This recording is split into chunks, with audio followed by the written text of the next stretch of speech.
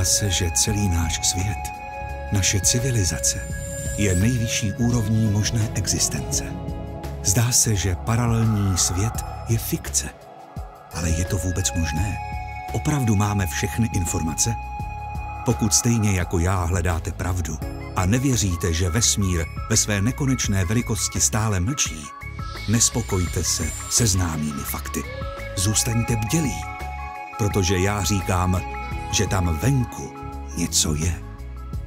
Vždyť přeze všechno naše poznání nedokáže nikdo s určitostí říct, kde je konec a kde byl začátek.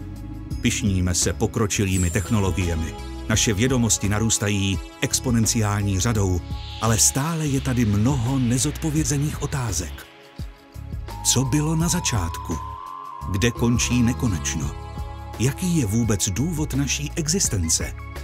A jsme tady opravdu sami?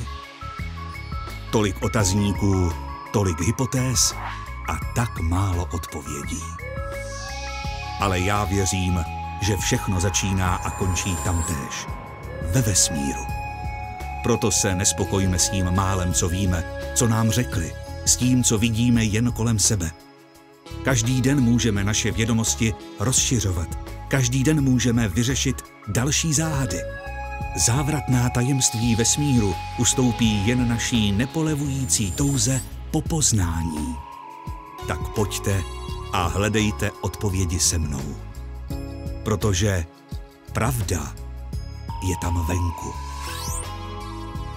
Planetárium Ostrava. Zkratka do vesmíru.